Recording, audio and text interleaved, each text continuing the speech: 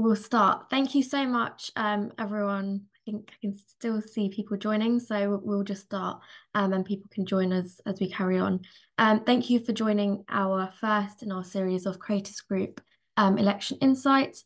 Today, we are going to be talking about the Labour Party, their chances, and sort of deep dive into the Labour manifesto.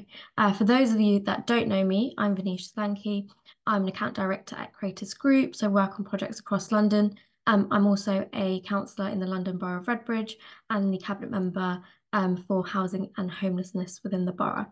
I'll now hand over to James. He's a director of London Planning. James is going to talk through a quick presentation, and I'll be putting some questions to him about the Labour manifesto. So over to you, James. Great, and we do encourage participants to fire over any questions as we go. This is not a webinar. Do feel free if you want to come on and have a chat with us, ask questions in person. That's great. Just to say, yes, my name is James Goldstone. I have run 3 general election key seat constituency campaigns for the Labour Party in 2010, 2015 and 2017. Yes, now am, as Vanisha says, the Director of London Planning. So we're just going to give a bit of an overview of where we are with the election, but also a little bit about the Labour manifesto that came out. This will be the first of 3 meetings. We've got one the next Monday and the following Monday, but we'll tell you more about that at the end. I will share my screen if I can. I have host. Could you give me co-host permissions so I can share my screen? Wonderful. Look at that. Okay. Vanisha, can you see what I can see? Yes, I can. Very good. We'll save you the spiel on us, but which we usually give at these CPD meetings. You can book us for a full CPD to talk more about this in greater detail. Here's the polls as since the last election. If you see over here on the left, these little tiny squares here are what the results were previously. It actually looks, we used to have this graph until the election was called, and it used to look fairly consistent here, and apart from maybe a slight degradation of the Conservative Party's vote. Here, it's all got a little bit dramatic based on previous trends. But let's have a look at what's happened in the election since the election was called, which for a Labour Party person makes me slightly more comfortable. But it's important to say that polls always, well, typically, the poll leader their lead will reduce as we get into a general election campaign. To some extent, one half of this equation has happened. Labour have seen a slight tightening of their shortening of their vote as there's been greater scrutiny put on them. Having said that, I think we've got Delta poll here that's more recently came out. That's one of the highest results for Labour from Delta, even though it's on a slightly small turnout. And I think we've got Ridfield Wilson strategies here. So the most recent polls have kind of stopped this kind of downward trend, and it's starting to level off. So we'll be looking at any polls coming out. Obviously, a poll lead isn't just about how the poll leader is doing, but also your main opposition. And this is why the polls have not tightened, and it is because of the slight Conservative erosion to reform. I say slight, but when you're on 25% right here going down to 20, we know that's overall the 20% of your vote just being evaporated in the last 10, 14 days. So it is of significant concern, and it is. In our first past the post system, this right here, being squeezed from multiple sides, is what is the death knell for the Conservatives. That they are, obviously, they have historically, we can go back, just lost a lot of voters in the middle of the country here to Labour following the Liz Truss quasi-Kwarteng budget. And now they're being squeezed from the right. And first past the post, that is absolutely, that is absolutely fatal potentially. And we are seeing some speculation that the Conservatives will get down into the sub 100s, double figures, even Lib Dems potentially being a larger party. We don't buy that, but we do experience a very painful, difficult time for the Conservatives. We're going to focus on the manifesto for Labour very quickly. I don't want to do death by PowerPoint, but just want to talk about the evolution of the Labour Party's policy formation.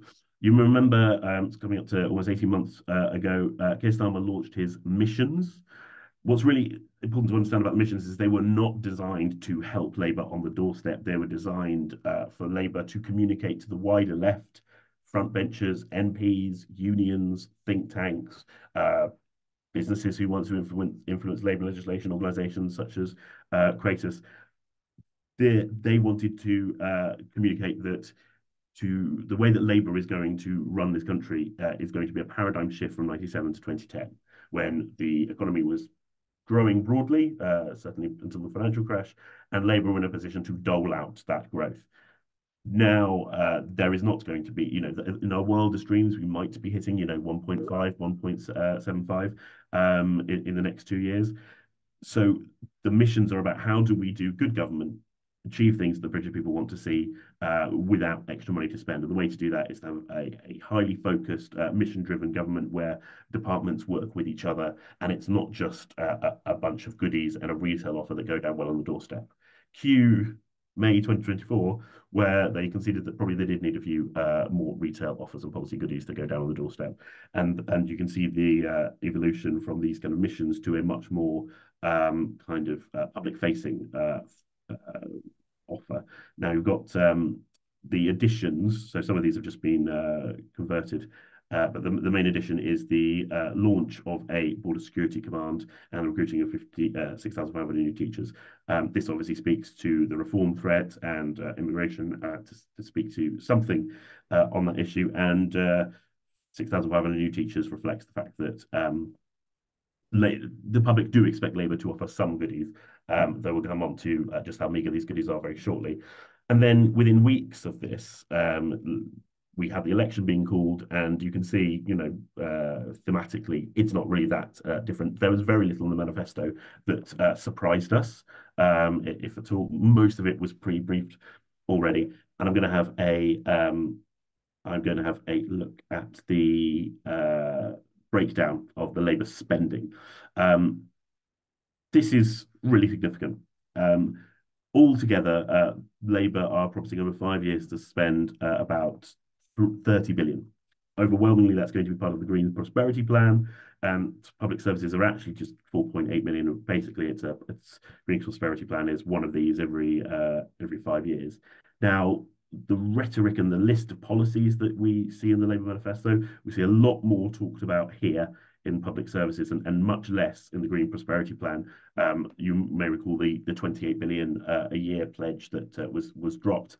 We always said that this was rhetoric that was dropped, and the policy was broadly going to remain. That has broadly remained the case. This here, if we think of things like the Uxbridge by-election and ULEZ, this here is not terribly popular, the Green Prosperity Plan, and it is probably the one area where Rishi Sunak, Nigel Farage could probably exploit.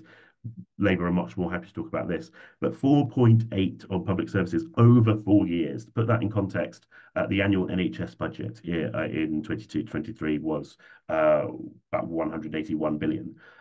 If we think of something historically, Sure Start, a very good policy, did a lot of good. That was in today's money, that was 2.5 million a year. So everything that Labour are promising to spend on public services is basically the equivalent of 2 Sure Start years. The offer is vastly reduced compared to what we would have seen in 97. Going to break down the Green Prosperity Plan here, which, as I said, is the larger segment of the policy spending. You will have had Great British Energy, the private company to set up. That's 1.7 billion. The National Wealth Fund, probably the bit that is most obscure and has received perhaps the least attention. I think most people, policymakers, agree that if we had taken, North Sea oil and the revenues from that and invested in a sovereign wealth fund, this country would be, easily in the top 4 or 5 largest economies in the UK with a much better, sorry, the world with a much better prospectus for delivering public services. The British Jobs Bonus is eventually green jobs, and Warm Homes is retrofit. Barnett consequential to making sure that Scotland and Wales, etc., and Northern Ireland get their fair share. So that is much more significant compared to this, which overall the public service policies. So all of these have got a lot of headlines in the manifesto, a lot of text, but actually, as I've said, it is fairly meagre. So 1 billion for an extra NHS operations, that is something like 0.6% of the NHS.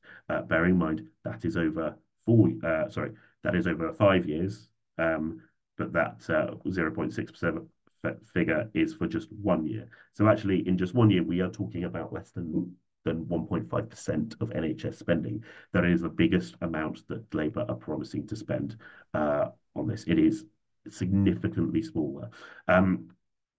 Going back to where revenues are coming from, so most of this borrowing is towards the Green Prosperity Deal, 17.5 billion over 5 years. Similarly, a windfall tax and non-dom tax loopholes. Private schools, though we've heard a lot about it, is very meagre compared to these larger areas. And the stamp duty for non-UK residents is just a tiny little sliver here, designed to generate headlines more than it is to fill the Exchequer's coffers. So, concluding, yes, this is absolutely a paradigm shift. Labour have to be smarter. Reform is going to be how the party want to bring about, the good life. It's certainly how they want to bring about growth in planning, which is obviously something that we know an awful lot about, and we're happy to take questions on. But I appreciate not everyone here might be interested in planning. So fiscal competence remains paramount. I think if you think back to Labour taking over in 97, they kept to the Tory spending plans for the first 2 years.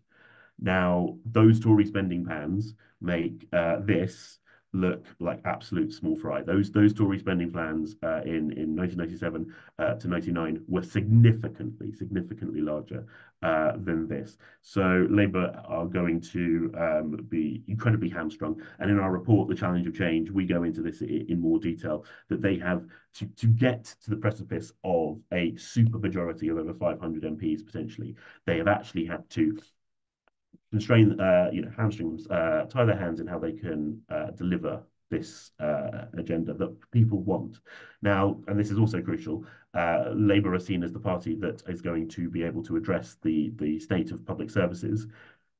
The public don't necessarily appreciate that this Labour prospectus and Labour manifesto is going to make not even a tiny dent in the public services that people want to see. And Labour are concerned that come the next election, that basically if they promise change, how are they delivering on that change? The answer is going to be probably very little. The key thing out of this straitjacket is growth, and Labour are betting on growth through not only through reform, but also hugely on stability.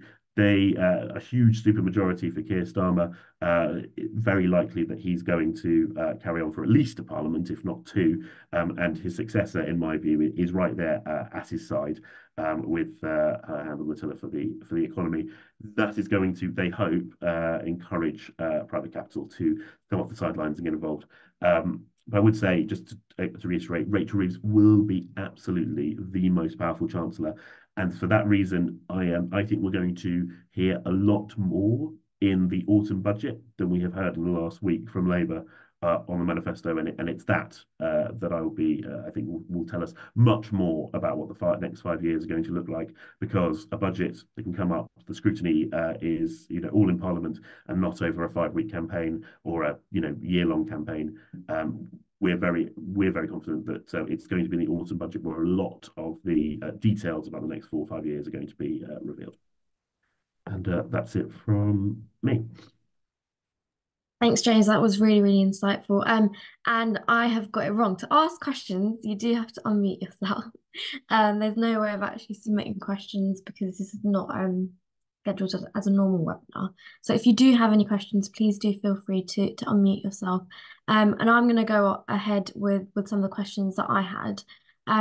So we've obviously talked a lot about the budget situation, but the essential one of the things that we probably don't talk about is there's not going to be a lot of money left.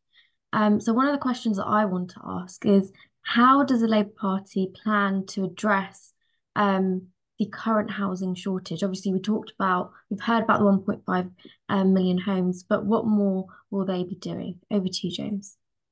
Thanks, Nisha. I would say 1.5 million it's actually the lowest of the three parties. Lib Dems and Tories are planning slightly more.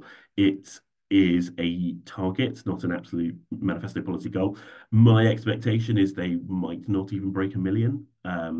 What they'll be judged on, and I think the parallel with the Conservatives in 2010, they were promising to remove the bulk of the deficit, was what their language that they used in 2010. By 2015, they were able to say that the deficit as a proportion of GDP had halved from 10 to 5%. However, the deficit was still, significant and debt was larger. But the key message was stick with us. We're on the right path. And that's going to be the message. I think we can very much read the tea leaves about what the next general election campaign for Labour is going to be. And every single visit or campaign event with Keir and Rachel will be high vis, hard hats, sites. If any of our clients or friends have sites that they want to invite a future Prime Minister and Chancellor to in 4 years' time, they'll be biting your hand off to come join. So if they get to, they'll say, stick with us, we've got the right plan. What policies they have put forward are things like the new towns policy. We are thinking that they're going to bring forward something like development corporations, and often like OPDC and LLDC that in London, which has basically created new towns in microform very, very quickly. About a week ago, Angela Rayner announced that there will be a task force looking into where these sites will be. We think there are some very likely locations, Milton Keynes, West Stevenage, part of urban sprawl, but they also, the politics works for them as well, because they could also drop a couple in some very, very blue areas if there are any left. And it's not going to necessarily lose them any votes because those places weren't voting Labour, but certainly in that kind of high value, land value areas as well. But to be honest, we've seen very little from the manifesto in detail that is going to completely turn on the taps and address the housing crisis to the extent that we know it needs to be addressed. Thanks, James. And obviously, with housing comes infrastructure. And I'm sure everyone on this call will be interested to know what is the Labour Party's plans for infrastructure investment, particularly around transportation? How would they support new developments in these new towns that they're talking about creating? Yeah, it's a great question because if you look at their green belt and their new towns policy, they are very much emphasising it has to be an infrastructure first policy. To be honest, they haven't really explained how that's going to come about. Obviously, there's that significant chunk of monies from the Green Prosperity Fund that there could be arguments to say that certain initiatives would fall in under that umbrella. And I think it's unlikely that the Sovereign Wealth Fund basically has to make money rather than deliver public goods. I suspect it might end up doing more of the latter than the former and not be a true Sovereign Wealth Fund. But we'll have to see. Simply put, they are not rising to the challenge that they have that exists, but also that they have set for development. It is unclear. They've talked a lot about the private sector working in partnership with government. We'll have to see if that manifests in any meaningful way. Nothing in the manifesto gave me confidence that there's a concrete plan to do that. And just on your development corporations and how that would sort of change sort of planning going forward, what would the future look like for planning powers within local authorities if development corporations were going to come in? Well, I suppose everywhere that there isn't a local authority, Labour have committed to scrapping the two most recent changes to the NPPF. Now, Labour have definitely seen value in not tinkering with our national planning policies every 6 months, 9 months, and embroiling planning into the kind of political psychodrama that we've seen over the last 3 or 4 years. So I get the feeling they will want to step back and let the private sector kind of do its thing, trying to make things as conducive as possible towards development and planning. But actually, the focus where they're going to have political ownership, where they're really going to say, look what at our record, will be in these new towns, where they will be able to have plenty of cranes in the sky, shovels in the ground, and for that reason, I think they are not they don't necessarily need to have planning reform writ large something that they can say is their own personal goal, even with the 1.5 million housing target. Thank you so much. James, I'm going to open the floor up to questions. Julian, did you have a question? I did. Thanks, Vanisha. One of the things I've been interested in is about how quickly they can make some changes to the plan. You've mentioned the rolling back the MPPF changes for the last two MPPFs. When do you think that will happen, James? When do you think that house builders can expect to see some action? Because if we're going to get growth and 1.5 million homes by the end of the target to Parliament, then we're going to need to get that quickly. And then second question, the only time we've ever actually delivered 300,000 homes a year was when we were having social housing built. Do you think there's any prospect of that happening? Thank you so much. Over to you, James. Yeah, so on the MPPF reforms, I think that's a letter from the Matthew Pennycook, who I assume is going to be the next Minister from Housing. Yes, that can just be a letter from the minister. It may already be written, and they have emphasised that is going to be immediate. The New Towns task force is promising to make its recommendation within a year, and it could be less. But on the major reforms of the MPPF, I think I anticipate it will just be those two most recent changes will be rescinded, and then they'll step back because they do not want to send the message that to developers that every 6 months they're going to have to move the goalposts. On social housing, it's probably been the thing that's been lacking from the rhetoric of the campaign outside of new towns and greenbelt land. Greenbelt land 50% needs to be affordable, and new towns 40% needs to be affordable as a gold standard aim is the rhetoric from the manifesto, which for me feels a little bit oxymoronic. But they will. So I get the feeling that they would rather see planning on steroids than they would rather see, some things like the Lib Dems policies for 150,000 social housing homes. It's important to understand while we do have a housing crisis, we also have a wider economic crisis. And Rachel Reeves is very much saying that planning is a vehicle to economic growth for the UK, not a vehicle for reducing council housing waiting lists. And that is why you can see things like Lisa Nandy, who was very pro social housing and council housing, being moved almost 2 years ago to be replaced with Angela Rayner, who has been very much communicating planning reform as a vehicle for growth, not as a way outside of new towns and greenbelt to reduce housing waiting lists. Thanks, James. Does anybody have any other questions? If you do want to ask a question, please do unmute yourself.